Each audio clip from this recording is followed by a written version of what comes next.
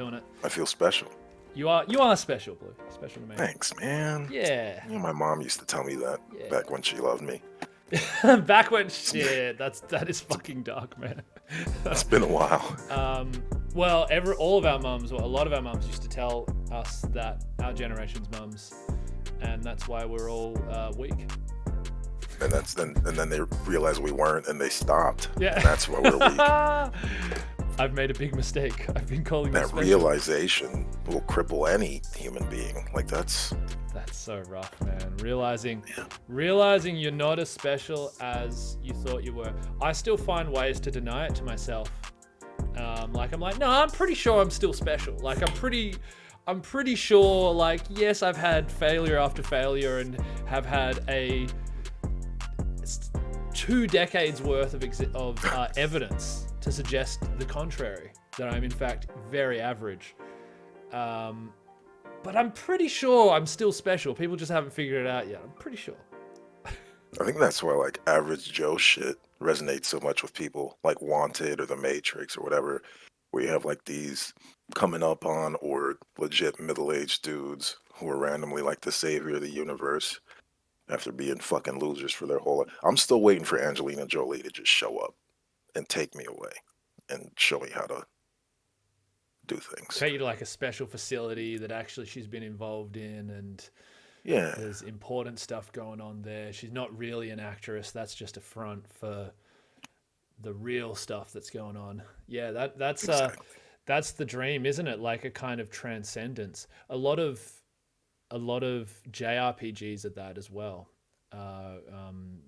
And I guess fantasy in general has that trope a lot, where someone's nobody until suddenly they're the chosen one that's been prophesized, and me, and then they slowly grow into it, and that sense of adventure comes along.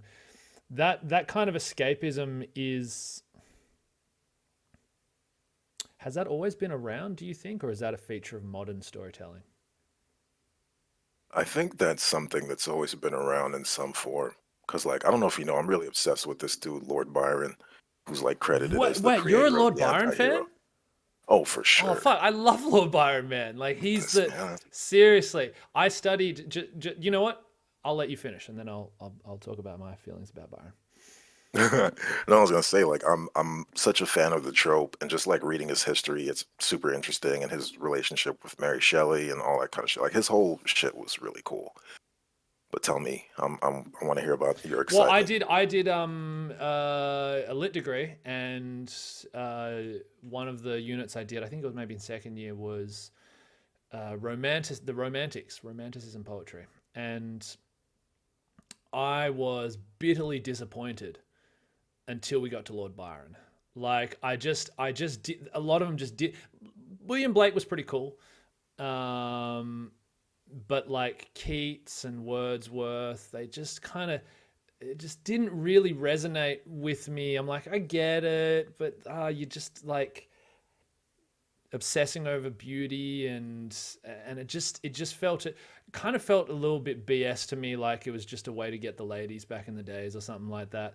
And then in comes this Byron guy who's kind of got this swagger, and has this sort of, creates this mythos about himself, and where he is the romantic hero, or whatever. I don't think he ever says I, but it's clearly him, Hmm. and has this kind of braggadocio or whatever to him. This really he almost appealed to me in the same way that certain US rappers did at an earlier age. There's this confidence and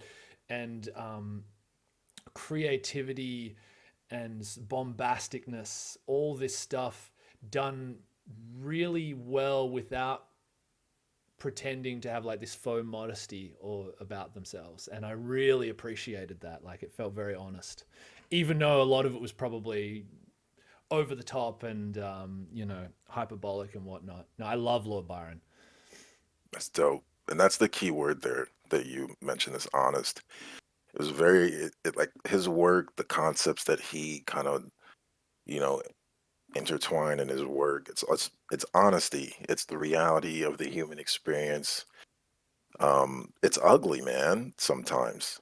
And it's okay because being a person is fucking ugly sometimes. Let me give you an example of how my fucking brain works, at least over the past 2 weeks, which is probably why I haven't accomplished anything. Hit me. My mind will move in like six different directions at once. So we started off the conversation and I brought up Angelina Jolie.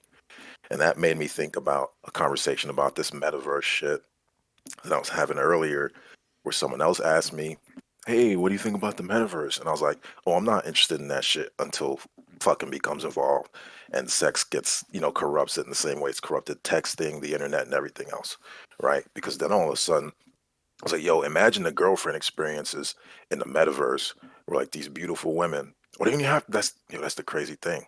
Doesn't even have to be a woman. Don't even have to be beautiful. Their avatar, right? Mm. So the content of their character and the experience that they create for other people is going to be solely what their experience is based on. But anyway, so we're going to have these experiences, blah, blah, whatever. We have to have the feedback, ooh, all that shit. And then I brought up Angelina Jolie and I was like, yo, motherfuckers are going to be deep faking celebrities on metaverse dates. And that's fucking crazy, right? Then I brought up Lord Byron. I was like, oh yeah, but then there's this whole Byronic hero thing, et cetera, et cetera. And that's how my mind is. It's It's amazing. everywhere. It's But an untethered explosion of fucking thoughts in all directions. out of here. Well, it's not in all directions. They're all sort of related. It's like a Um, shotgun. yeah, it's a scattergun. Yeah, absolutely. I often think that when relaying through these conversations, is I actually look back at some things, and you don't really get that opportunity much in real life. Like, sure, when let's say someone hits you with a sick burn, and you get the comeback 2 days later, you're like, fuck, that classic George Costanza moment. But generally, I don't think other people do, and I certainly don't reflect on a conversation in the same way that I do, going back through these in the editing process.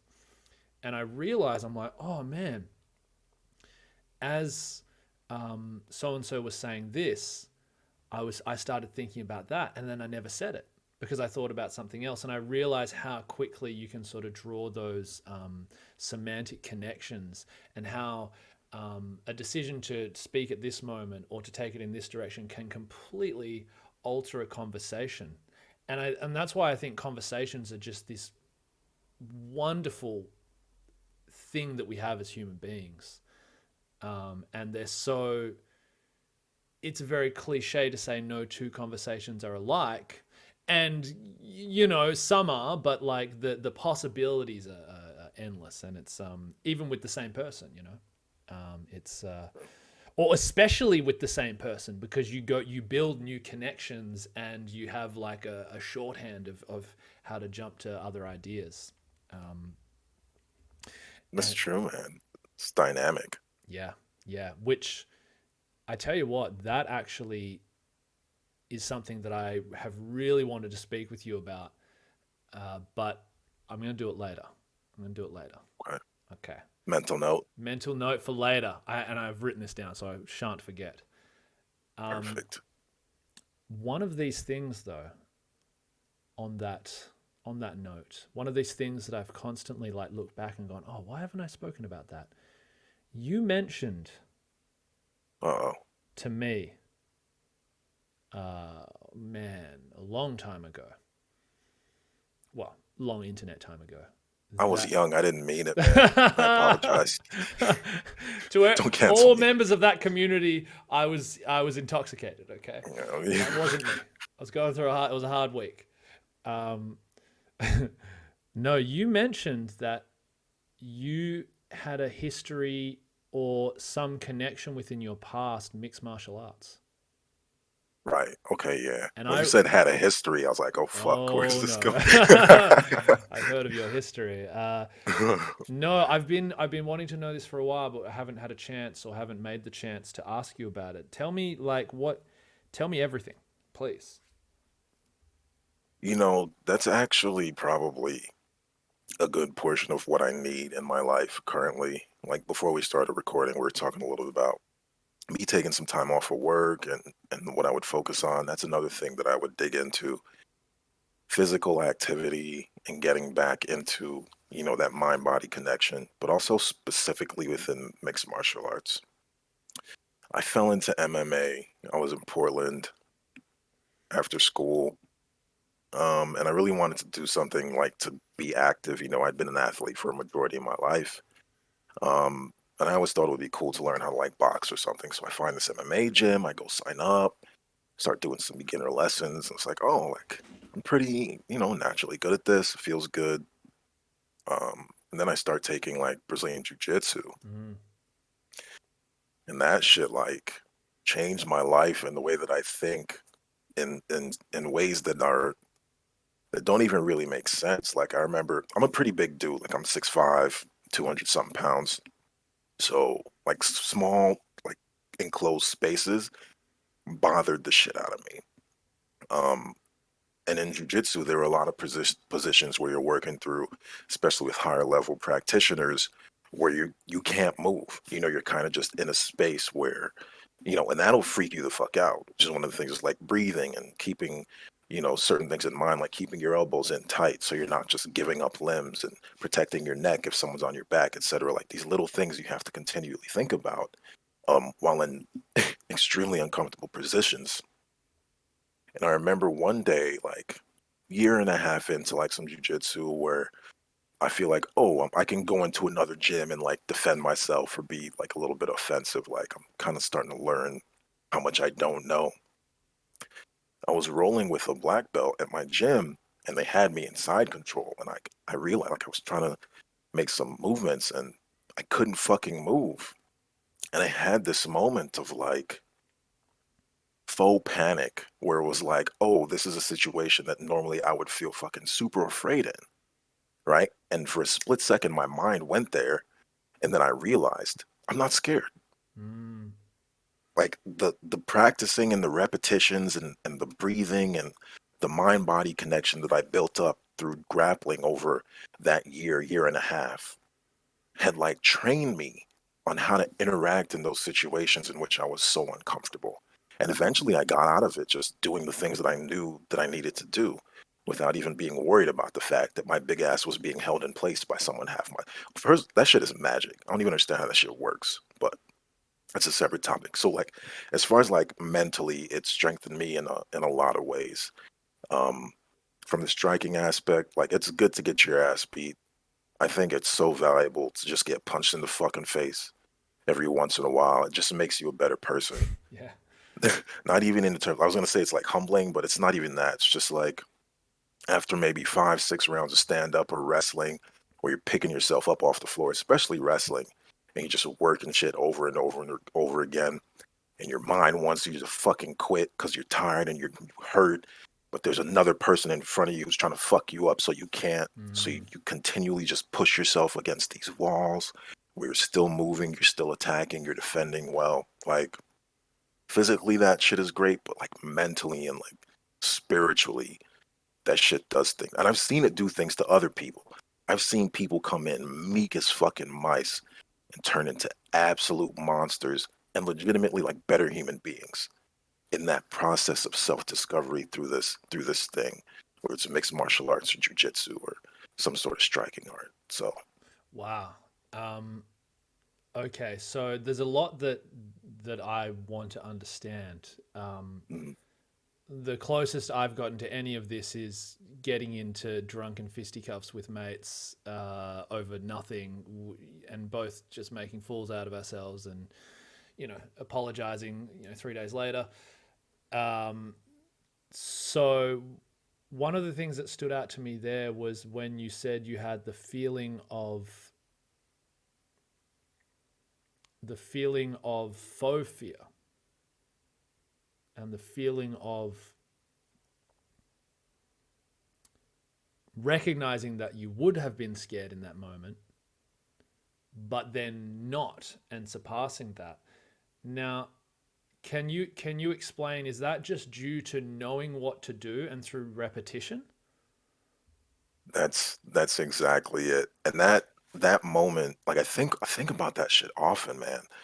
Like that moment made me realize like a lot of the things that would bother me in life that I'd be afraid of in life, like it's just a matter of having the tools to know how to navigate this situation. I was like, oh, it's not that that was fake fear. It's like that's the same kind of fear I experience in life every day, and about all manner of things. Mm, The only reason it felt like it was fake, the only difference was I knew how to fucking deal with it. right. So like that made me think like, yo, all I need to do is just know how to get out of these situations, know how to deal with these things, and it'll just be so much more mentally healthy for me. Yeah. Yeah. Okay. I think now this is going to sound a bit silly what I'm relating it to, but when you talk about everyday situations, um, I recently felt a little bit of fear, not fear that I was going to get punched in the face, but fear that I was going to fail. I did an online teaching unit. I've never taught on Zoom before. I really didn't want to do it, but it was there were preconditions and it was advantageous for me, in this things that I'm doing with my life to do it. It was only for a short period of time, so I'm like, okay, fuck it, I'll just do it. But I had this fear, like, what the fuck am I gonna do? Like, I've taught for nearly 10 years, but the idea of doing it in a different way, I suddenly just had this like, oh, what, like, what? How do I deal with things? And I sort of had this sort of controlled panic for the first half hour of the first lesson, which by the third day it was just like, oh no, this is familiar. It means nothing. And I guess what's more fascinating about, or maybe vital even, about the idea of you doing jujitsu is that those physical confrontations can't happen in any other way. Like, if someone's trying to kick your ass on the street, or someone's trying to roll you, or there's some drunken thing that's going on, they're not going to give you time to like practice to get your way out. It's a serious situation. And so the fact that there's an outlet for that is pretty fucking cool, actually. Very important. It's very important. Having a space where you can be safe to practice things that are generally unsafe Mm, is like a crazy thing. It's one of the things that opened my mind up to why like sports were so important to me as a kid and why they're important to kids, because the idea of competition, the idea of failure, of recognizing things you're doing wrong and improving, but doing that within high stakes situations. mm, It's a little bit different from other facets and areas of life because something about the fight or flight. We've talked about this before, where like since we're not scared of getting eaten by fucking dinosaurs anymore, something about like the essence of what humanity is missing from us, or at least humanity was. No negative connotation. We're evolving, whatever. But in those situations where you're training yourself, or you're tired, or you're trying to be like, there's obviously something animalistic about fighting, yeah. primal, instinctive. Um, Refining that skill set and sharpening that sword, I feel like will put you in touch with whatever the fuck was going on back then, because that fight or flight activates when you're an hour in and you want to stop and you realize like you can't, when you're still going and refining certain things. So Yeah. yeah, Yeah. the environment is important. That's something that ultimately I think I would value too. I've always loved sport. I've loved playing it. Have continued up until the pandemic, honestly, when they fucking shut down, when they shut down everything over here. And I replaced it with running, which is still like a physical discipline thing and training your body, but it's very different to competing with other people physically. We I don't know if we've discussed sport that you've done in the past either. What you said, I mean, you're 6'5", and athletic. Which sports did you mostly participate in or play when you were younger? I played tennis in high school. I played tennis, football, and basketball. I was a three-sport athlete. Um, I honestly didn't get into athletics until mid to late high school, which is wild. And then I just started doing everything. It's like a really shy, nerdy kid growing up. So I didn't really do any of that shit. I would just go home and watch anime. Dragon Ball Z would come on Toonami at 5 p.m.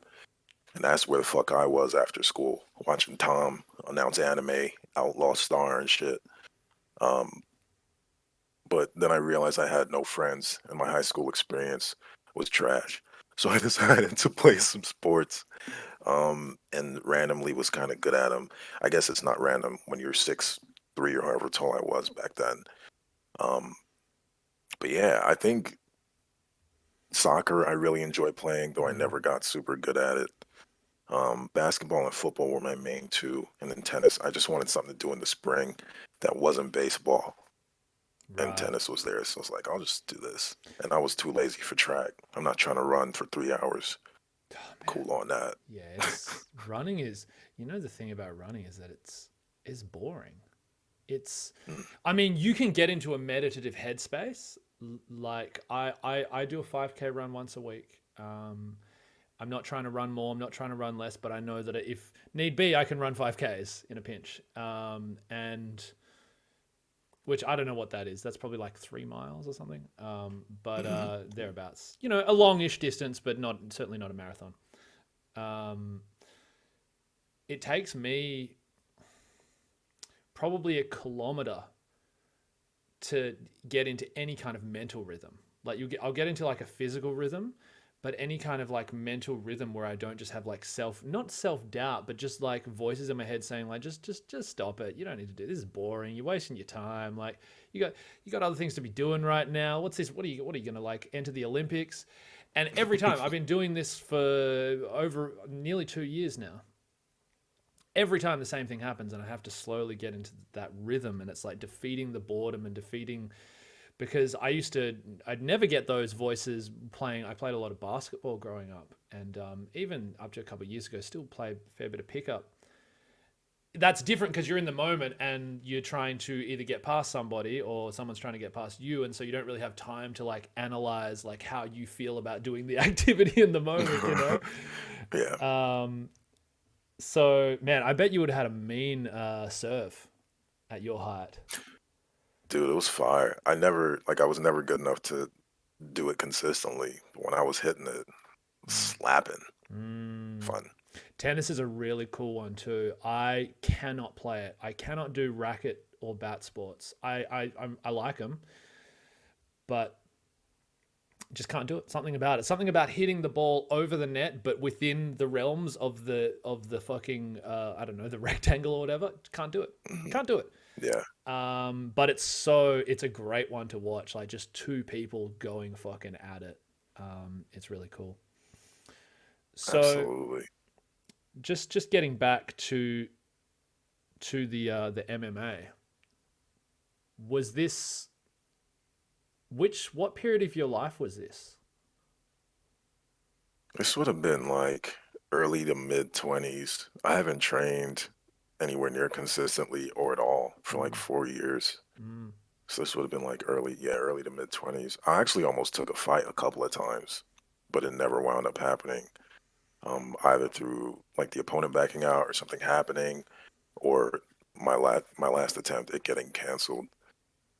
Um, but that's always something it's always in the back of my mind. Like, damn, I really want to try to like take that final step and experience what it's like to be in there. Because I would assume that's like, I don't know, skydiving for me was something that was like, oh, this is something I'll remember forever. Like, I feel mm. like stepping into a cage and fighting another human being is something like that. Where it's like, oh, this will change some things. I'll feel some things.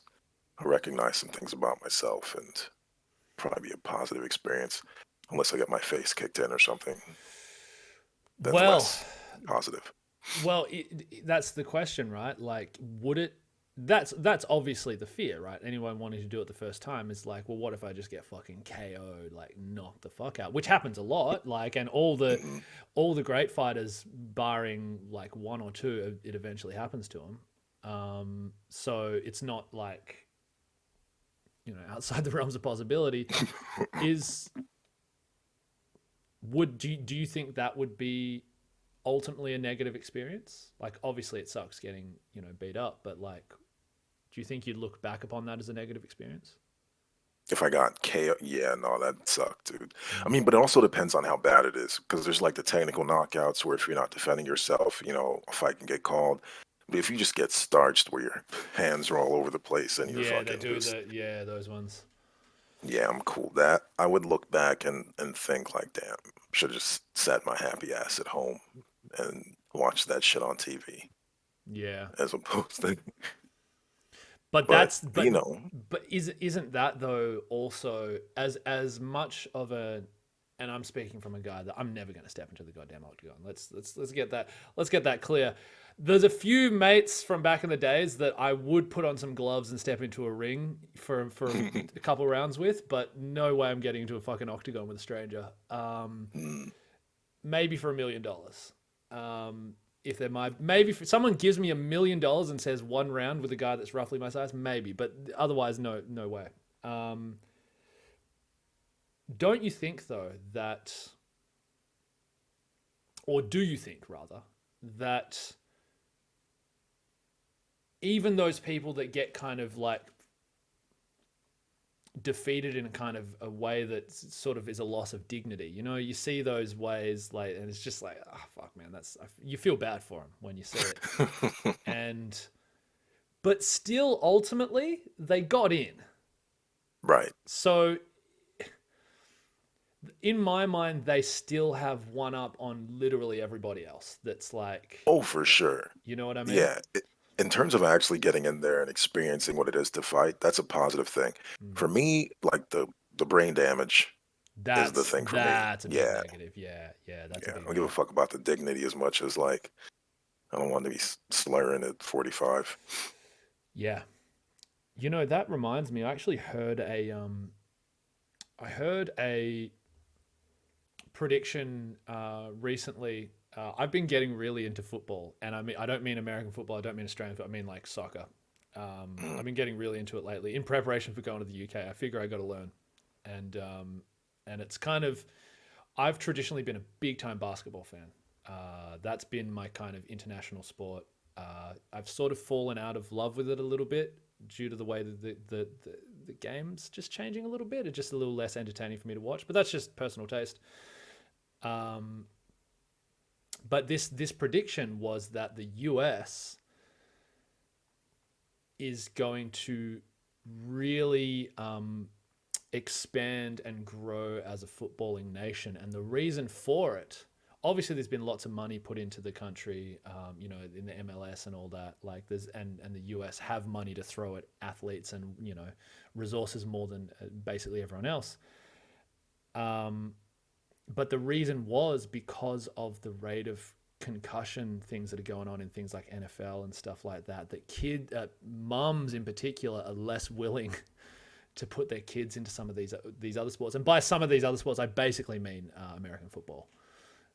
absolutely. Um, Yeah. so that will be. Do you think that's something that's going to happen? Like, do you think that there's a stigma now around concussion that's going to For impact sure. these things? Yeah, I've seen it. I've seen people like even with my own mom, she didn't want me playing football, you know. So like over time, as more and more data comes out, you know, and as more and more people are exposed to soccer, um, and realize that they get paid a whole lot more as Ronaldo's well. richer than LeBron, Oh, like, for sure, he's which richer is, than everybody. he's very rich. Yeah, the potential for like the scale of because of how big soccer is, how many teams there are, how it's like a worldwide thing. It's gonna really open up, um, you know, opportunities for people who are really focused in on other things. You know, especially within like the black community. Football, basketball are kind of just what are easily accessible and near you, and are so ingrained into like Black American culture. That's kind of like where people throw their kids one way or the other. But all it takes is that one person to get that soccer contract or really bring that shit somewhere, and you know it's off to the races. So Yeah. we'll see. And obviously, this is not a sports podcast, but you know what? We can talk about whatever the fuck we want. And I brought this up, and I'm True. into this conversation. If you're not enjoying this conversation about sports from two people that you probably know from gaming, Fuck off. just fast forward like 5 minutes or whatever. You know, we're not going to talk about it the whole time, but I still want to talk about it a little bit more. Um, you mentioned basketball and football or soccer, and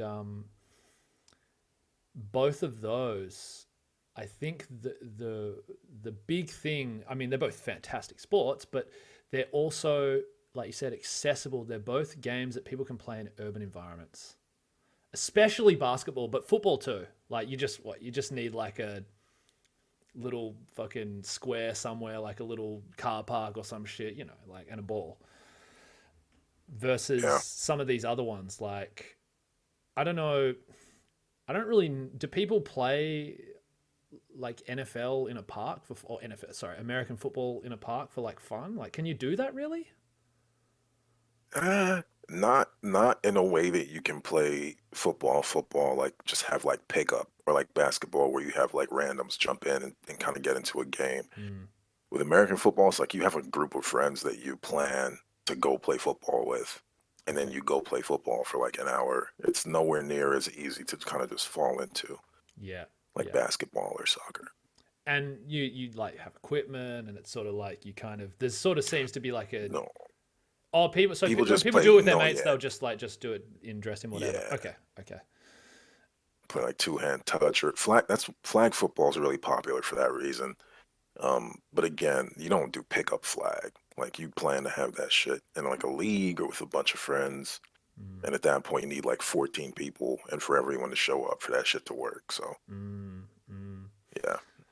Um, it's interesting, hearing your story of going from these things associated with nerd culture, particularly back then, and probably demonized by, two kind of opposing worlds is what I'm saying, right? Like Mhm. going from watching anime, gaming, no doubt, to then getting involved in sports, and obviously probably your popularity increasing tenfold or a hundredfold as a result of that. Um, do you feel like that is a sort of narrative that those two things are separate? Do you think that that's kind of dying a little bit in this era? Yeah, absolutely. I think a large part of that is due to, you know, marketing and branding and people realizing that they can make more money by being, you know, more dynamic of a human being. And not to say that it's like facetious or not real, but expressing that and the fact that you can like multiple things, especially within like music or rap in particular, shit that I'm familiar with, like it's cool to like, like anime or, be a bit alternative in whatever way and have that be an extension of yourself or the way that people see you. Um, because it's become such a thing. It's like it's become this cult phenomenon. Like everybody knows what fucking Demon Slayer is now. Even people who don't watch anime know what Attack on Titan is or, Yeah. whatever. So, I mean, it's more convenient now for sure. And there's definitely more positives now than before where it was kind of like, you know, if it wasn't frowned upon, people just didn't care or understand. Whereas now it's like actively you can find people to really connect with on some of these things. Yeah. Yeah. And also the idea of like a that kind of idea of well, this is a gamer, and a gamer is socially awkward, probably either very frail physically, or like probably very overweight. These sort of, they're not in like a physically desirable traditional kind of range. They're probably interested in science, which shout outs to science, by the way. But this was kind of the trope Eh, where get roasted, science. By the way, we'll be talking about you later, science. Um, but now, I remember the early days of me being like, huh. As someone who felt a little weird because I like both those things too. Um, hearing that, like of the star of the Utah Jazz is from 5 years ago is a fucking StarCraft player, or like hearing that so and so is addicted to these people you associate with one side of the kind of the spectrum, let's say, or whatever, one side of the world are actually involved in these other things, and I think that's really cool.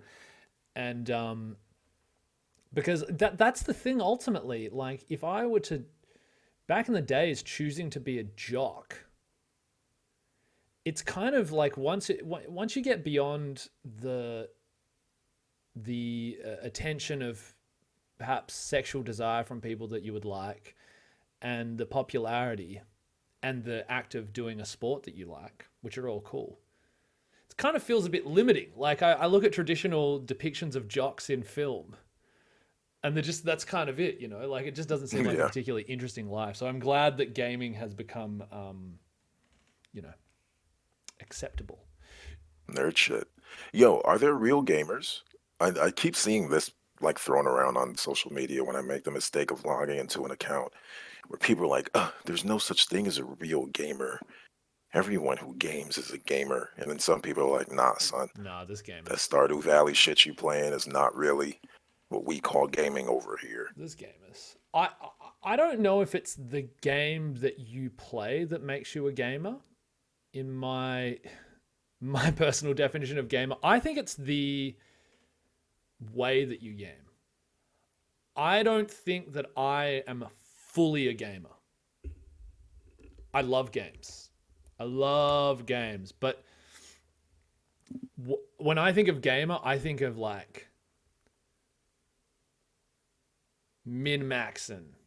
I think of trying to really like figure out systems in games and have this analytical mind. I think of like uber competitive. I think of trying to get complete 100% completions, platinums. Like, I think of gamers as like people who link gaming with achievement or something along Mm, those lines. That's kind of my perception of what a gamer is. Like, we're gaming today. We're doing this. Um, in the same way that you might go to when I would play pickup, there would be the people like me who am competitive. Like, if people say some stuff to me, I'm going to change the way I sort of behave. But still, ultimately, I'm down there for a fun time, knowing that I'm sort of probably middling in terms of the skills of the average people there. Good enough, but not the best. But then you see some people who are like, they've come to ball. Like, mm, they've come with an intent to ball, and they might not be the best here, but they want to be the best here.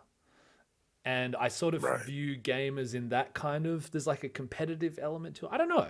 I don't know. That's That's a great fucking. That's good shit. How do you feel about gamers? Do you agree that there's gamers? Before I speak on my opinion, how do you feel about just that the gatekeeping aspect of it and the pushback against the gatekeeping? Mm, mm. Um,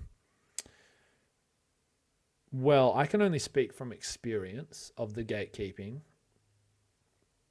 My earliest experience of gatekeeping would have been uh, trying to play Age of Empires 2 online, trying to play a death match and just getting toasted for being a noob. Mm, And just getting fucking bot. trashed in the main chat, and just like, don't like, go go play for 100 hours before you even step back in here, kind of thing. Um, That and was just me trying feel to learn League. just Oh, you were trying to learn League, did you? Yeah, Damn. I'm getting wrecked. But continue. Just getting trashed and getting dunked on, and like people rubbing it in and trying to make you feel bad about it, and like not respecting that you should even be able to play with them. Um, and that felt bad, but I don't know if that's what you're sort of getting at when you say gatekeeping. But that was sort of I that It they can did be. yeah, it was a form of it, I guess. But I was just like, well, I'm just not good enough. And then I guess another form would be like,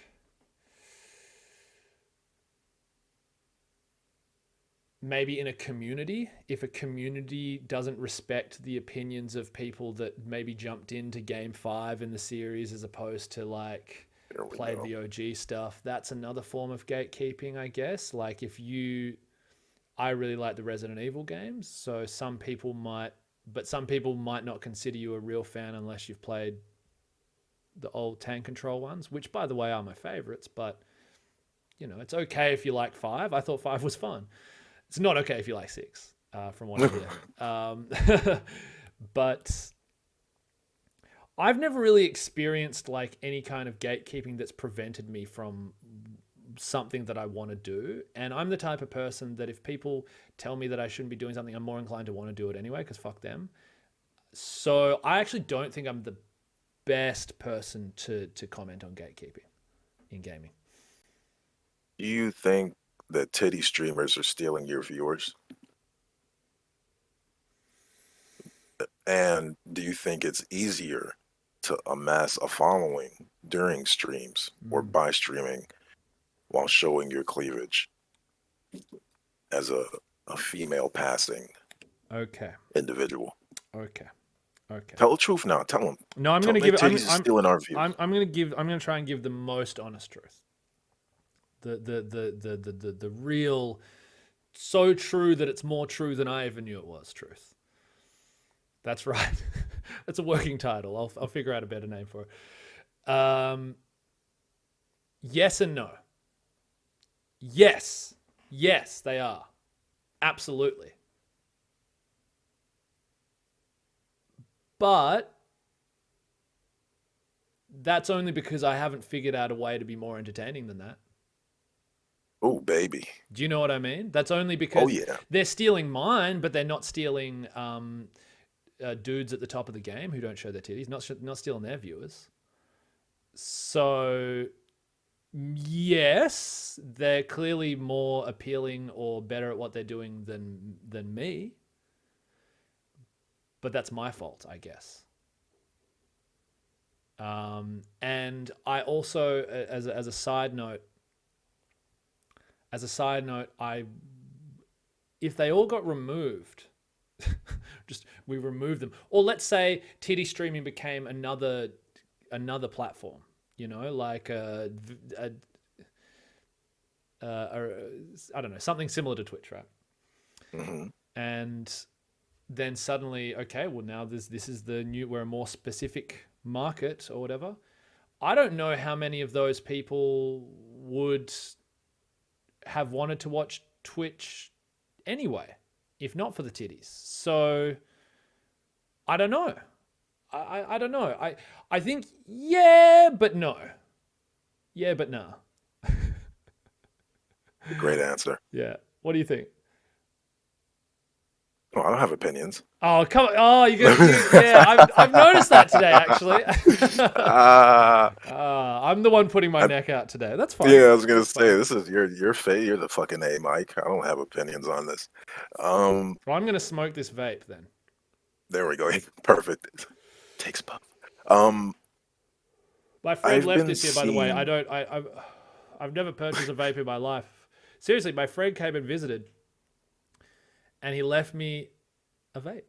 And now I have this vape, this strawberry vape. It's pretty good. It's pretty That's good. real friendship right there. It's real I friendship. fuck with that. It's pretty good. I don't know if I'm going to go buy one once it's done, but I'm using it while it's here. The end. What do I think? Do no. I I think I think that there's something inherently cooler, more alluring, more attracting about women playing video games than men playing them. All right. All right. Two men, Good. Why? because I don't know, man brain, lizard brain shit.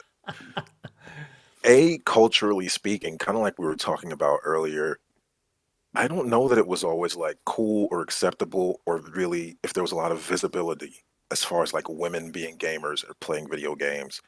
It's been, and it probably still is, like such a male dominated thing and falls so much within like the realm of like male interest that I feel like probably for a lot of men,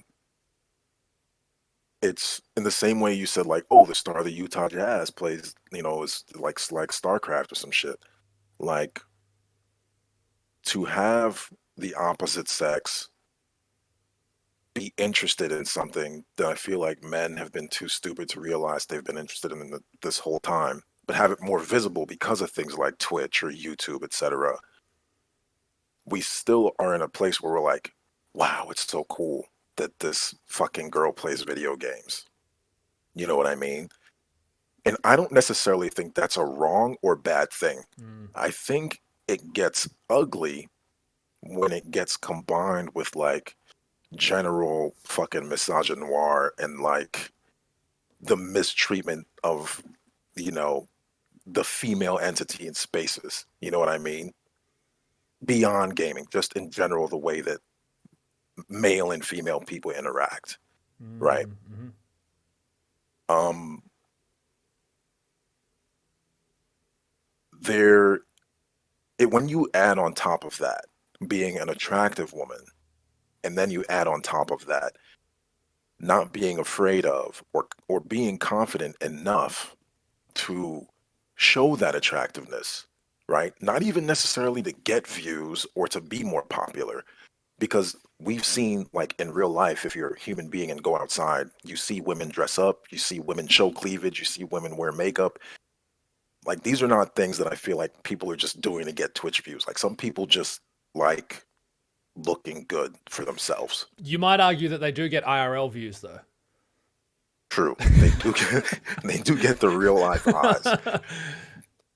Go on, sorry. But then it's like, are they stealing? You know, like, well, they're just doing that to get looked at, like in real life. I mean, okay, Mm. maybe, but Mm. I don't think that's like the crux of the issue. Um, so I guess long story less long. Do I think that they're stealing views? No, I don't think that it's view stealing to find something interesting, and alluring. That's interesting and alluring. I Mm. think we all have to admit that watching girls play video games is cool. Not even necessarily on like a sexual or, you know, non-platonic level. It's Mm. still, societally speaking, rare enough that it's cool to see. And when you add attractiveness in, that becomes a thing. Yeah, yeah. Um, like everything, I agree with everything you say actually, on that matter. Like everything, there are levels to it as well, in so many facets. And I, I think for me personally, and this goes beyond gaming. This just goes into real life and the way people present themselves and what I find attractive in a person. Um, and it doesn't matter. Like I'm not saying that this is what other people should think at all. This is just me sharing myself.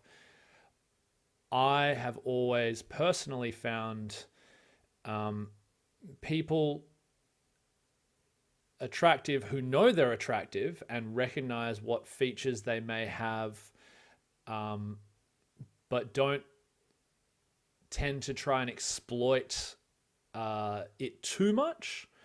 And like, both of us talking, we've both shown more chest than the average male streamer on Twitch. So like, there's no hate or cynicism towards whatever people want to do, but just personal taste. Like if I feel like someone's banking on sexuality, I will only find it fun if it feels like they're in on the joke. Um, Otherwise, I feel like it's being aimed at 14-year-olds. And I just feel like that's cool, but that's cool, and I'm just not the market for that. Like I don't, that's cool, but I don't need it personally. My The people that I've, found appealing on Twitch, I would say, for me, I probably still follow more men than women on Twitch. It's probably marginal though. It's probably like 60-40. It's not like men, men, men, men, men, men, women, men, men, men. It's like probably 60-40. Um, I haven't checked, but that's just a guess. The ones that I do find, appealing, it's more about like at no point do I feel like they're banking on their femininity. Like they have it. They do with it what they want. And I imagine that's how they would be to some degree in real life. I guess I just like anything. I like people who feel kind of genuine, and but there is really a big appeal to it. There's I remember when I just gone through a pretty rough breakup, and one of the problems was that she didn't understand gaming. She just didn't get that part of me, and so then I come across a couple of Twitch streamers that are about the same age, kind of sound the same, kind of might have like the same accent. And I could just pretend I'm like, oh, this is what it would have been like if they were genuinely into this stuff, and yeah, look, there's an appeal, there's a market, and I can't provide that for people. Like I can't. It's not really theft, is it? If I couldn't give it anyway, so it's just exactly. Yeah, we can't give it, so how the fuck is it theft? The playing field is even, and we have to find ways to actually be entertaining, alluring, and keep an audience. And that's really all that it is. If all of them disappeared, the people that were watching them would disappear too, because they don't want to see whatever the fuck it is most dudes on Twitch have to offer. Yeah, for sure. Which is literally nothing. Like, we've talked about this. You go into streams and motherfuckers just be dry as hell. I'm dry as hell. I feel like a large part of the allure of my stream, and probably one of the reasons I'll probably never be like a hyper successful streamer, is my shit is mad mellow. Like I'm not super entertaining. I don't. I'm just kind of just there. Hey, what's up, man? Just playing some games. Oh, cool. Yeah. You know what I mean? And that's like a majority of the dudes that I see streaming. And then they'll be like, "Man, you're showing titties and taking my viewers." Like, fam. Yeah, they're not taking your viewers. They're taking viewers from other titty streamers. Exactly. With May the best titty win. Man. Hey, that's the title of this content episode. May the best titty win. Oh baby. Best of luck to all the streamers out there, and may whatever market you appeal to find you appealing, and may you get better at what you do, and it's all good. It's all love out here. Now, fuck all that. If you show titties on stream, please leave your link in the comments below, because I want to, support you. Collaborate. Yeah.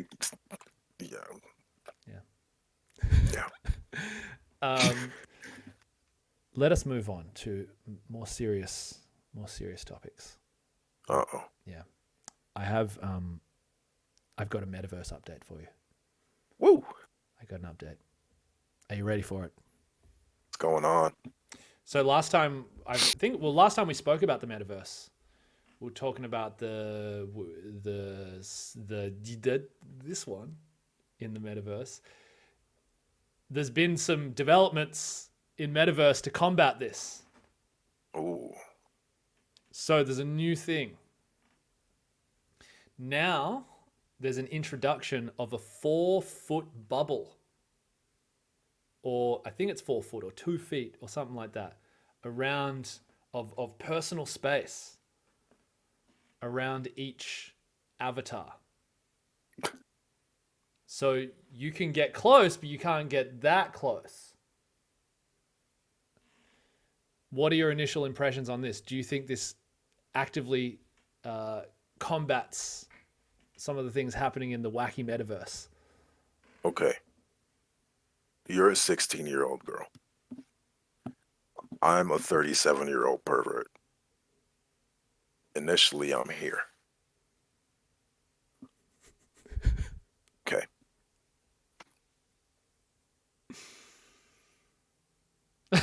Do you feel any better? Is this any better for your 16-year-old female mind and experience on the internet than this? Well, depends how much I like you. That was my initial impression. Yeah. It was okay. Yeah. So you think it's kind of just a Band-Aid that doesn't really deal with the intent and yeah. It's a gesture. What you can't deal with But you can't ban people doing this in the fucking metaverse. Mm. Because eventually the metaverse will evolve into sex. So we got to make sure, like this is a thing. Obviously, there'll be a different company or a different whatever avenue in which it happens. But I mean, people are motivated by like two things, and that's food and the other F word. So I mean, people will find a way. The way to combat this, which I've been saying, is some sort of verification system. You got to put your real phone number in, motherfucker. You gotta upload your real face. Your avatar has to be, maybe not that far, but some sort of system of accountability where you just get people out of here if they're not acting in a way that. Also, aren't these like private rooms? Like, how are motherfuckers even getting into spaces? Are these like, what is this? I It's don't like an old know. I don't IRC know. chat, Yeah. Yahoo chat, where everyone's just. I don't know how it's happening because I still haven't plugged in, but that's the rumor is. But it might have just been in response to. Well, it's not a rumor. Yeah. It has happened. It might just be in response to those things we spoke about last time. I got an idea. What if we just make it 100 feet, and we just have meetings and we just yell at each other from far away, and you're so small that like you could be doing that, but you could also be doing that, and I can't tell, so I don't feel sad or attacked. There we go. See what you just did there. Yeah, So I don't feel sad or attacked. And that little voice you just did, yeah. problematic. I hope you know that. You're gonna take some flack for that Oh, when this video comes because I out. put on a slightly effeminate voice. Diminished it a little bit, like okay, Yeah. all right. I was diminishing the. Yeah, we've discussed this. We've discussed this. If you don't want strangers to come up and pretend to grow about you, don't go into the metaverse and don't invite strangers in. Like you said, don't invite them in. At least age restrict the chat rooms, I guess. Age restrict it. There you go. There's probably no way to actually verify the age is real, but that's a step that you can take. That's like, you know, I don't know, man. How do you it's funny how the crux of all these issues is always men. How do you make motherfuckers not nasty? You know what I'm saying? You Can't do can't. it. You can't do it. Not on a. Well, I think people are trying to do it in weird ways, but like, I don't think you can do it on a macro level. I was so my lady friend recounts stories of the day with me, as people tend to do to one another, and she will get wolf whistled and all this kind of stuff.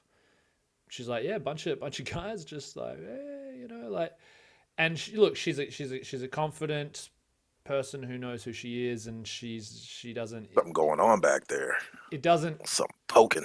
there's a bit of that going on, and it doesn't bother her personally, and if it does bother someone else, then that sucks, and I'm sorry, but she's okay with that. But I hear these stories, and the point of what I'm trying to say is that, like, fuck, yeah, like, I'm as much of a deviant as I may be in certain ways, I'm not like that. I don't behave that way to people I don't know. I just never have. I don't know why. The Yeah. people I tend to be close friends with, the males I tend to be close friends with, I don't think that I've never seen them be like that either. Or if they ever have, they'd be like, man, that was a piece of shit move, like, and they sort Yeah. of have self-reflection on it. And so sometimes I forget, like, no, if you take the whole populace, like, they're out there. They're out there.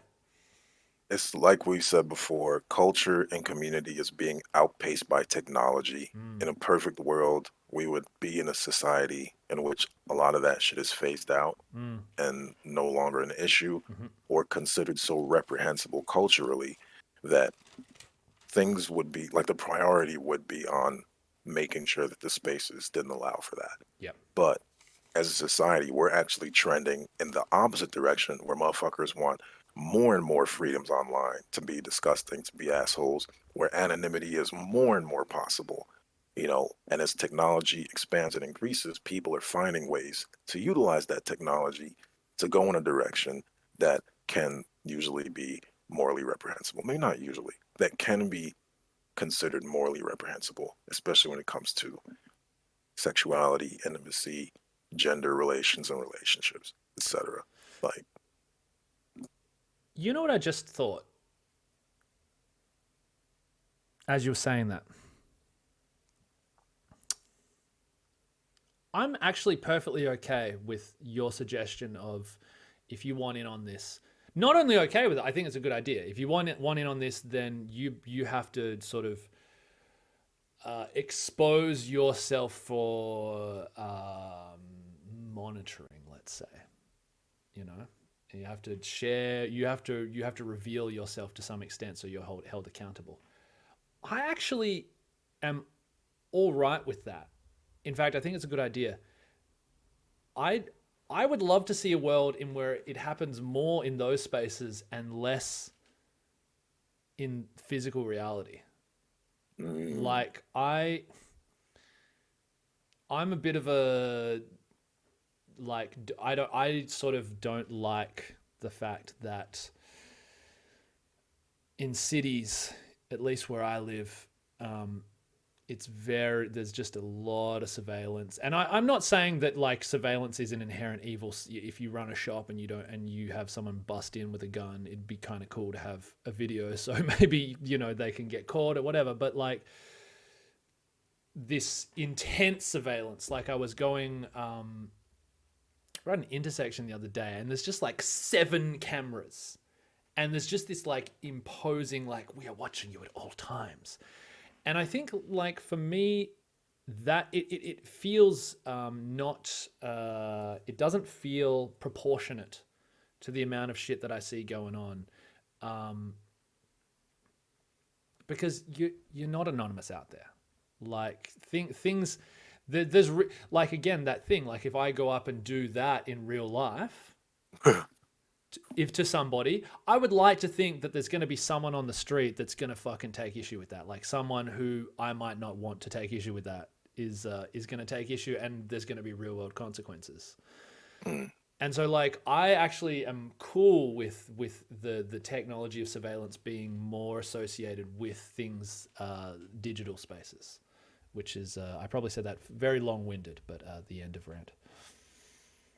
No, I think that makes sense. One thing I noticed about myself, as far as I don't know if it was like a Freudian slip or if we were talking about the grabby, and I mentioned you should just age restrict the rooms. The issue with that is that shouldn't be happening to like 40-year-old women or 25-year-old men either. You know what I mean? So age restriction isn't necessarily going to solve for that issue. I guess I was caught up on the mindset of it being like an underage person, underage girl. But in reality, that's something that shouldn't be happening within any age group with people getting fucking at. You know what I mean? If you take that shit seriously, I can't be mad at someone for being like, that's not a serious thing. Like, I perfectly resonate with someone being just fucking log off and don't go, you know? Yeah. Um, but yeah, I don't know why I felt like clearing that up, but No, no, that makes did. sense. That makes sense. I get it. I'm a good guy, I I swear. swear to I'm a God, we're good both person. good guys. We're both I'm good a good guys. person. Who do you think looks like a worse guy in this conversation? I think Me. I think I look like a worse guy because I did the Eh, voice. I did the I did the that's voice. true. Yeah, I think I'm Yeah, still there's a some worse guy. condescension in there. Yeah, Yeah, for sure. I think I'm like a 4 out of. I'm looking like a 4 out of 10 guy. You're looking like a 6. I'll play the race card, Oh, but hey, shit! Damn, again, it's tough to beat, dude. Once that trump card comes out, that's you a ever play big. Gwent in The Uh, Witcher? no, no, but I've seen a bit of it being played. And the race card is like that 15 drop, the gold card you just play at the end of the game that wipes out all your opponents. Like, tough to beat that, dude. That's a big one. That shit is Ragnarok. Um, That's Excalibur, isn't it? It's fucking Man, you yeah. pull that shit right out the stone. Okay? Do you use it ever? Do you ever use it cynically? Do you ever use it and not mean it because it's like an exit? You don't strike me as someone who would, but That's a good question. Um, I'm sure I do. hmm. I can't think of a time in which I did, but thinking of my sense of humor and how much of an asshole I can be depending on my mood, I can 100% see myself doing that. You know, you know what's interesting is people's relationship. We're about to talk about race now. Oh God, You don't try started to this. monetize this. We're getting You flagged. started this. Well, it's all right. I'm nowhere near the money anyway. It's all good.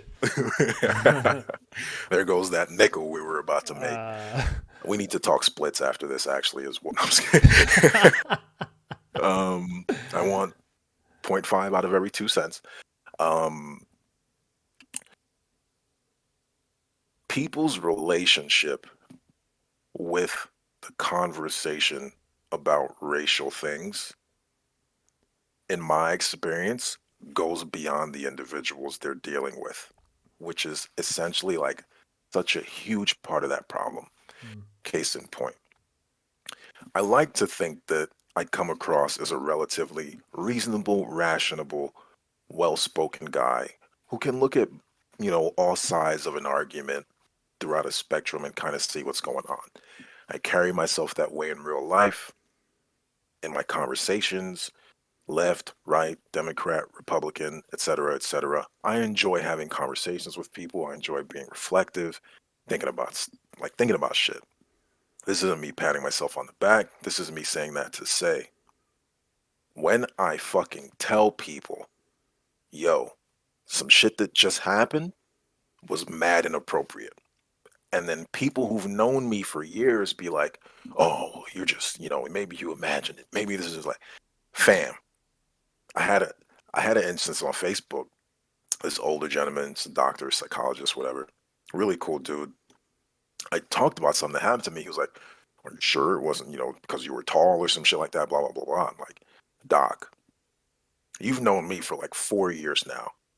Go ahead, knowing that and thinking about what I just said, ask yourself that question. Do you think that I don't know what the fuck is going on or cannot tell the difference between something that is racially charged or motivated and something that is not?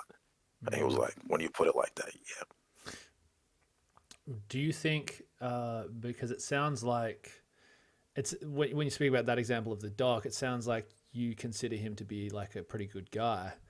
Do you think absolutely. do you think that what it could be, and I don't want to suggest that it is, but it's just came to my mind, is a sort of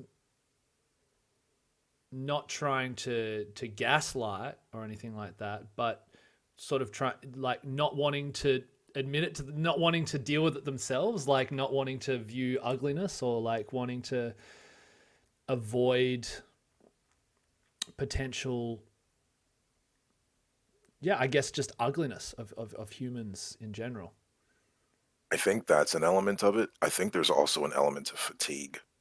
Mm, When you hear about something that may or may not be a real world issue, especially when it's something that you don't have to deal with, mm, like the titty streaming, I'm tired of hearing people talk about that shit. I'm mm, tired of seeing women complain about people saying they're only getting views because they have their titties out. Be glad you got the views. Shut the fuck up. That's how I feel about it. yeah, You yeah, don't have to care. You're succeeding anyway, right? yeah. At this point, that's how I feel about it. The thing is, though, I put my empathy hat on, right? And realize it's like, oh, well, even though like that's the case, you go through things and the shit still sucks. Like, it's not really a just shut the fuck up kind of thing based upon experiences I've had in my life. I was like, yeah, but I don't want to shut the fuck about it. Like, stop doing this. Mm, You know what I mean? yeah. There's like, there's the not wanting to deal with the ugliness of it, but also if you're as a man, sometimes you probably just get tired of hearing about that shit, especially if you're not one of the people or don't feel like you're one of the people that's responsible for it. As a cis white man, I'm 100% empathize with probably being tired of hearing about race all the time, right? Mm, I 100% empathize with that. The issue is just because you may or may not be the problem, or you may or may not see it in your life often, doesn't mean that that shit doesn't exist in extremely problematic ways in reality. And that's something that I constantly remind myself of. And I'm lucky to have and fortunate to have these experiences that make me empathize in that way and be like, okay, maybe I'm not the issue here.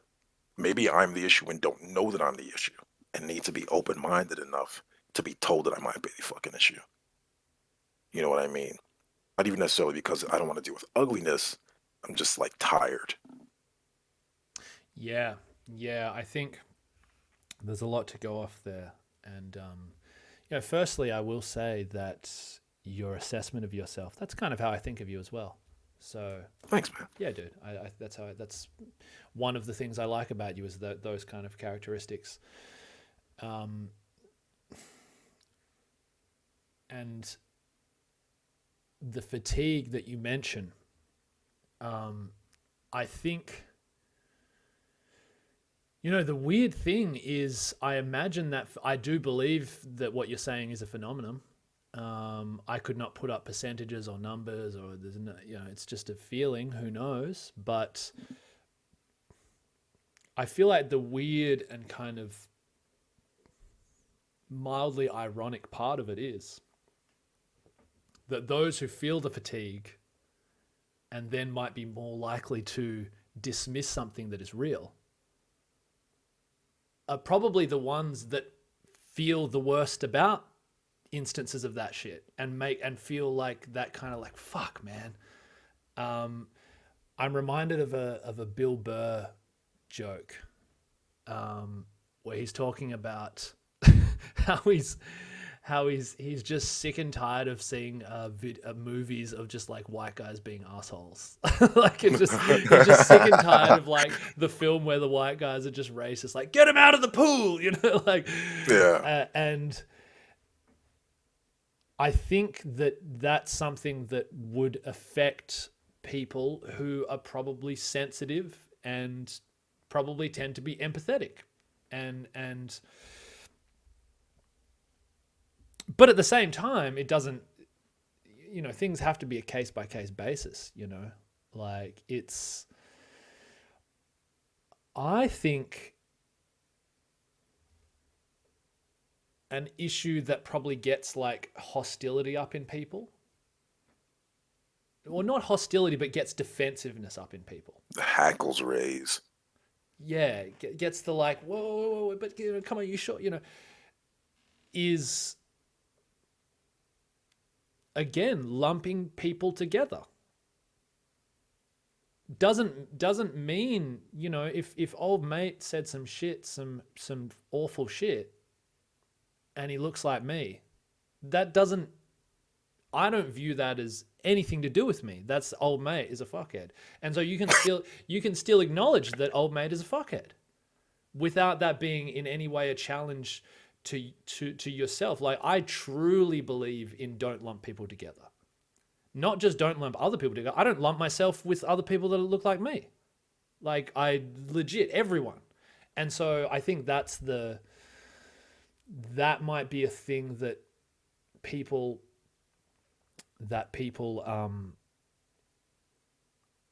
in moments of weakness maybe overlook, even sensitive people, and they feel like, oh come on man, I'm like when that actually then becomes like an insensitivity, like when from your perspective, and that is like, well yeah, cheers, what am I, fucking a liar now, or I'm hysterical. Yeah.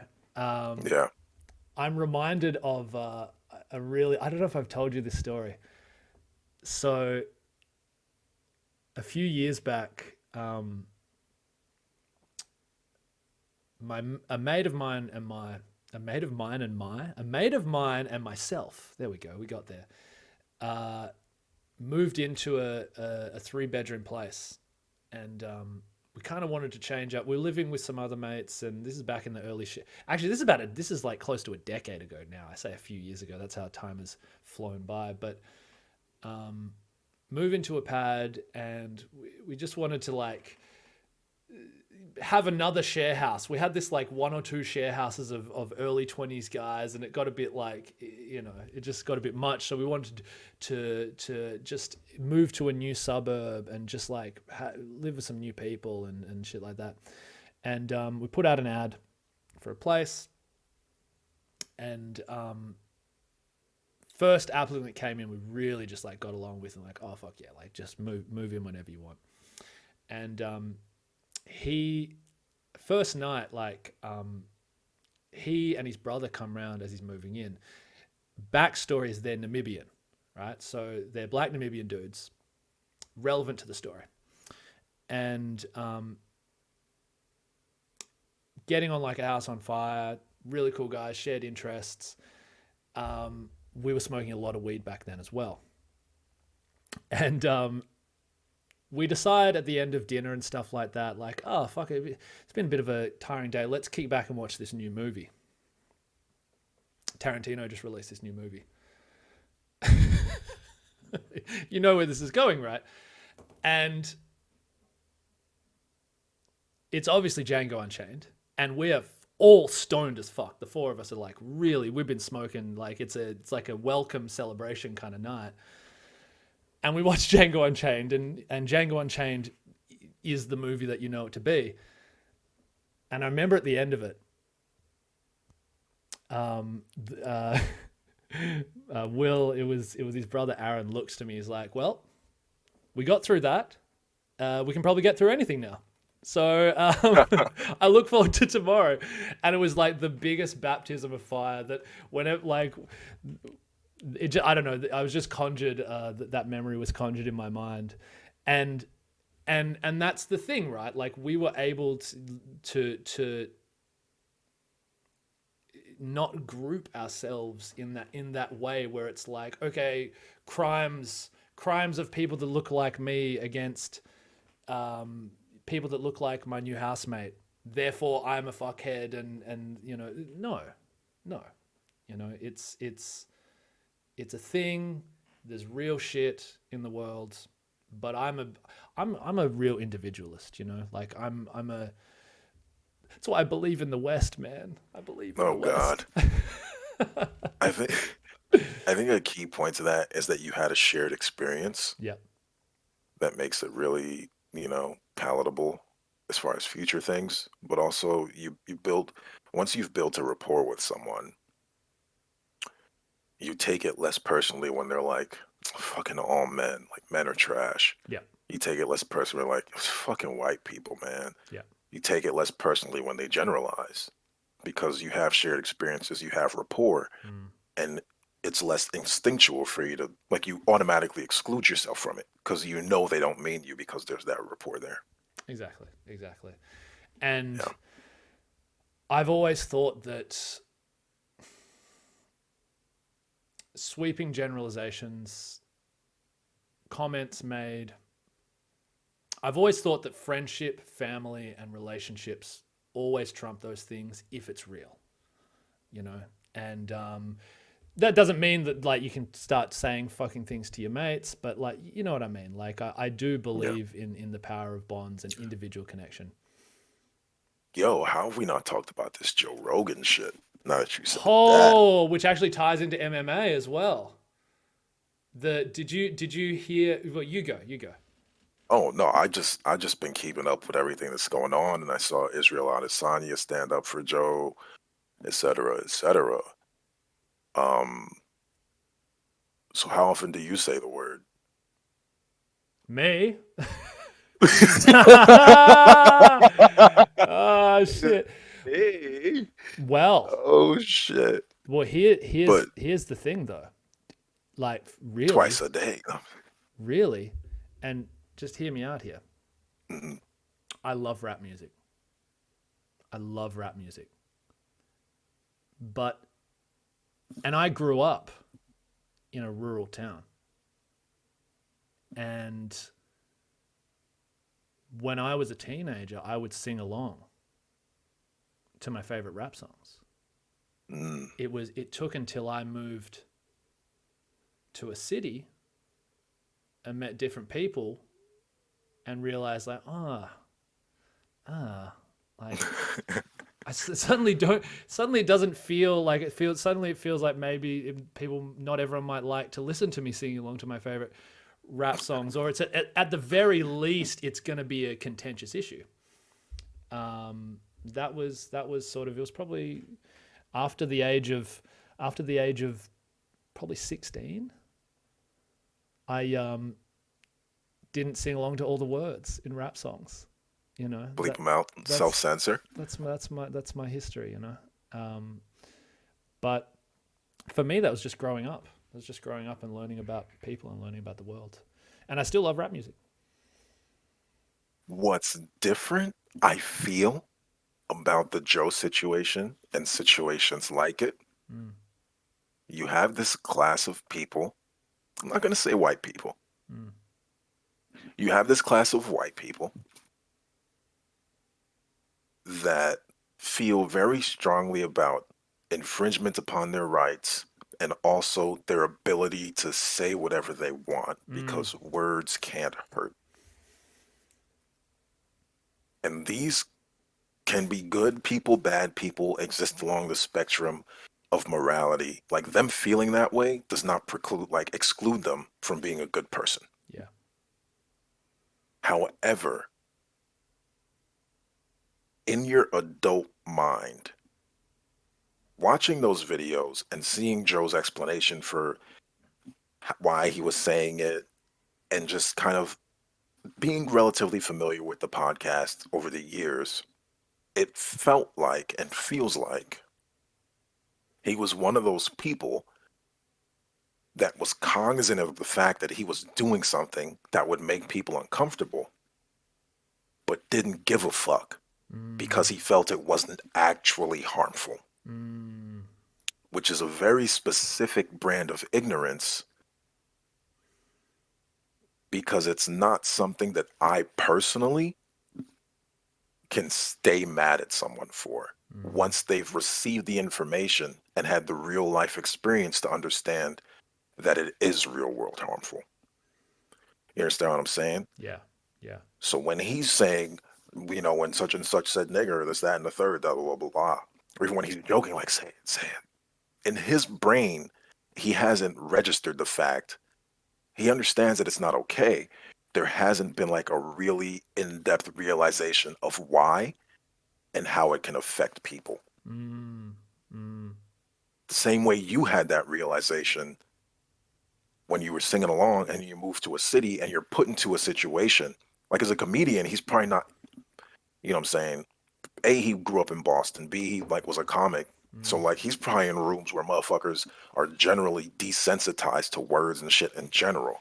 He And probably never had his go ahead. and to add to that point, I think that the inner sanctums of comedians, I think there is a different there seems to be a different bonds between them where they will say the most vile shit to each other as a kind Egregious.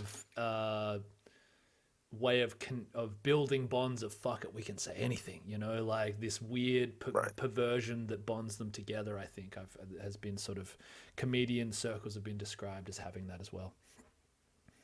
And that's been a thing recently a lot. We've touched on it a bit where the idea of comedians can and should be able to say anything, Mm, not only amongst themselves, but to and within the general public, mm, is becoming such a thing that's like so polarizing. yeah. Um, that doesn't necessarily count in this situation because he was just like saying that shit to say it based upon the clip, which was masterfully edited, by the way. I don't know who put in the man hours to make that clip, but it's actually kind of scary. But anyway, um, public personas, people, one day Porto's a huge streamer, et cetera, et cetera. Mm.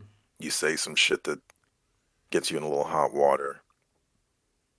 How do you handle that? What's the thing there?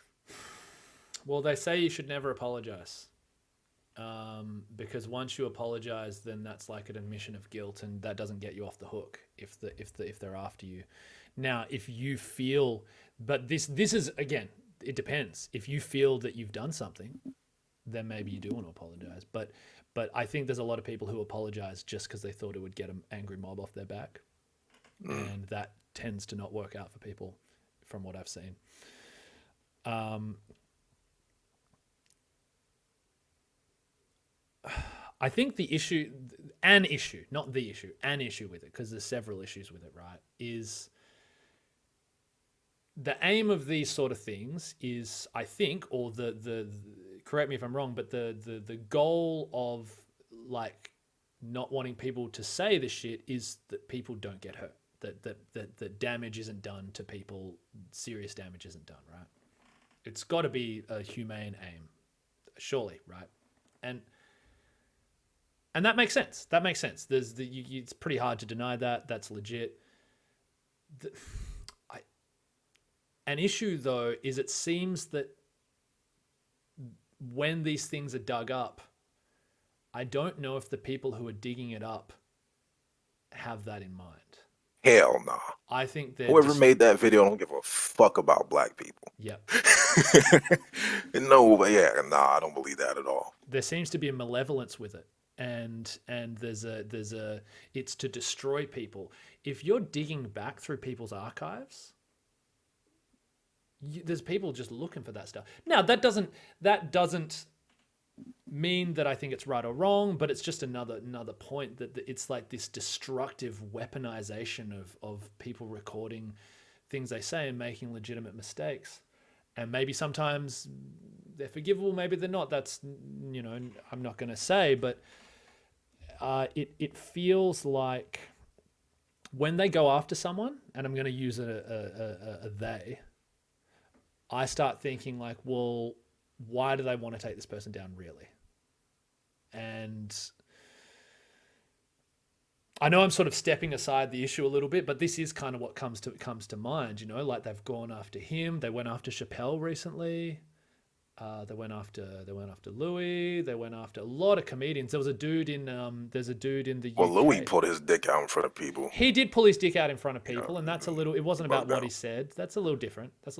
Yeah, But people have gone after people for yeah, saying yeah. stuff more recently, and there's a British comedian the mobs turned on recently who made this joke about the Holocaust, and the joke was something to the effect that like he basically subverts expectations and basically says like, oh, that was like one of the good like he sort of I cannot remember the punchline, but the joke basically sets up like, oh, one of the atrocities was, and then thinking that it's going to be all this stuff happened to the Jews, then he subverts it and says that they weren't effective enough at getting rid of them or something. Like it's the joke. The reason that it's a joke is because there's if someone's making a joke, there's an understanding that you have an expectation, there's a shared knowledge that it's an atrocity. And so the dark joke has to Right. be based on a shared understanding. Otherwise, why would he make that a joke? A guy who's been making a career out of joke. Now, if it's just a random dude that got up on an open mic one night and that's the first thing they say, then maybe you're like, okay, who's this guy? But like, that I do lean towards the value of comedy as people who are allowed to speak. And even if all of these people were wrong, I still fear the demonization of free speech because I wonder what comes next, like what becomes wrong. And I hope I don't sound like too much of a like insensitive. I don't like it. There are things that I won't say to people personally, and there's things that I don't think it's cool that you should say to people, and that's I feel pretty strongly about that. But Yeah. comedy is a fucking is a beast of its own, and I don't know. I've heard jokes about fucking murdering children. I've heard jokes about all kinds of dark fucking shit that, if told right, is very funny. Yeah. But I never once thought that these people were child murderers or in fact, and so I don't know. I fear the censor mobs, especially those who dig deep into the past. It's like, why are they trying to destroy this person? Like, what is it? Who gains from that? One of the things I love about Patrice O'Neal was his take on comedy and the way that he would stand up for comedians that told jokes that people didn't necessarily think were savory. Mm. And it reminds me of this Abba and Preach video, Abba, um, where they say words aren't violent, and it's in response to a lot of the trans communities. Um, I don't know if it was reactions to their videos about trans athletes, or it might have been like a Chappelle thing. I think someone said that like the Chappelle skit like could lead to violence, or the words were violent. And they made a video detailing how words cannot be violent. And I so understand and am on the side of the comedians and creators of whatever, as far as their desire to be free to say and do whatever the fuck they want for the sake of their art and their craft. And I don't think that people are wrong. I just think that there are real life, real world implications that are plain to see that they ignore based upon their idea of what reality should be. Mm, Should comedians be able to say whatever the fuck they want without people getting butt hurt or this, that, and the third, and words aren't violent? Absolutely. But I starkly remember, I think it was a French dude, that French dude who made that fucking newspaper clipping cartoon or whatever it was, they got him. and went out there, and motherfuckers went out there. I think he was making fun of Islam or something. Motherfuckers went out there and got him out of there, Yeah, he's not. right? He's not And even. those weren't even like spoken words. It was a fucking cartoon drawing. Yeah. So the idea was the drawing violent? No. Was the idea behind why he drew it violent? Whatever. The real world implications, though, are that within the world that we live in and within reality, there are things that you can say that will get you or other people hurt. True. Yeah. Very true. You know what I'm saying? Undeniable, right? Like it's very, very true. I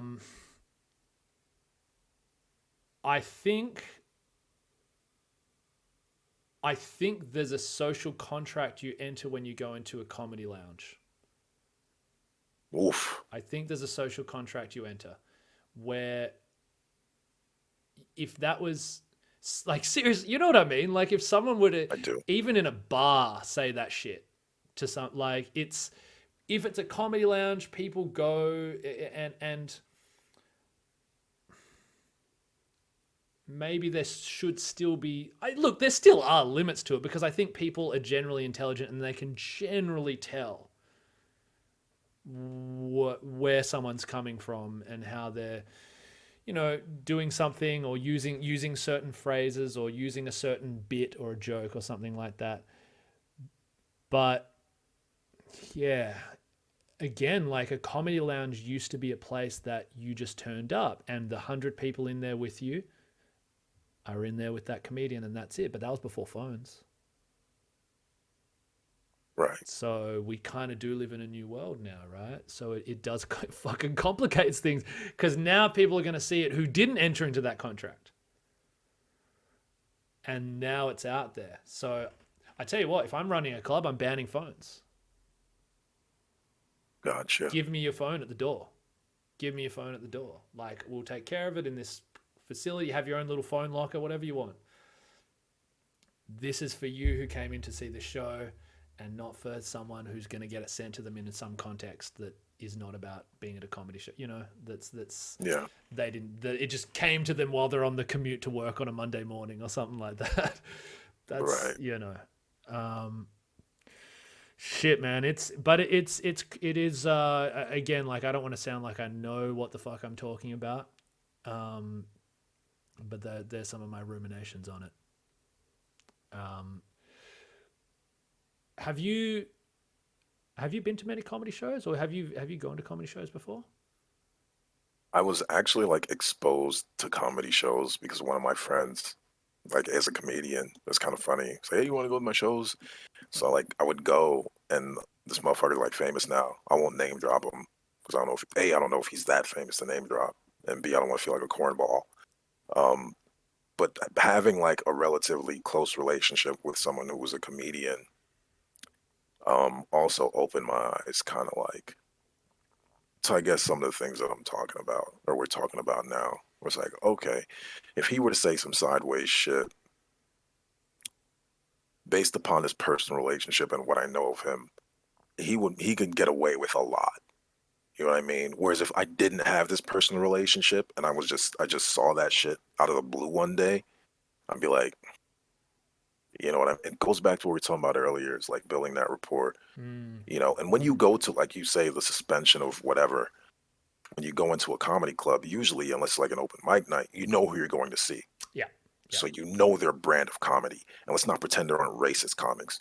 some of these comics are fucking racist. So when they say this racist shit, it's racist, Yep. right?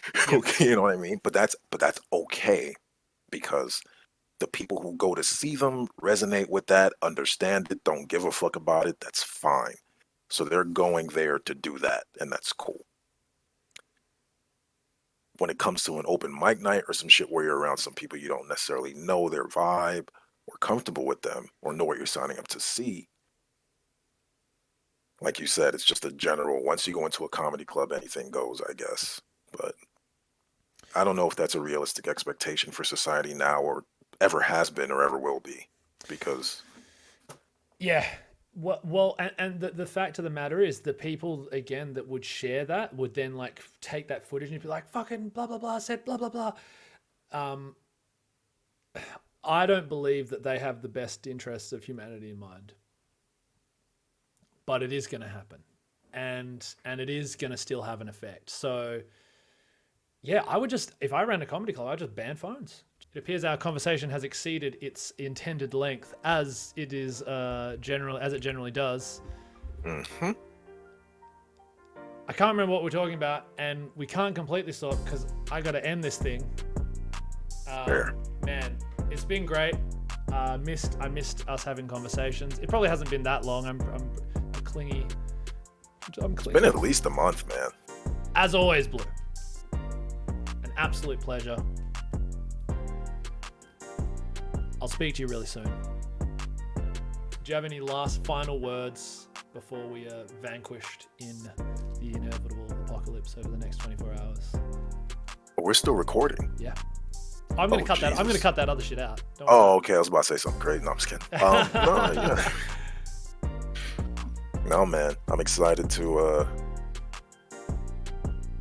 I'm actually not excited about anything. I hate life. So, yeah, I'll see you tomorrow. Speaking on behalf of Blue, he's really excited for everything coming up, and he can't wait. It's all some thrilling stuff coming up. But seriously, thank you for the chats as always, Blue. We'll speak again soon. And thank you all for listening very much. Leave a comment, do all the things, and until next time, bye bye. If you show cleavage on stream, put the link in the comments. Put the link in the comments. We'll be there with bells on. Fare thee well.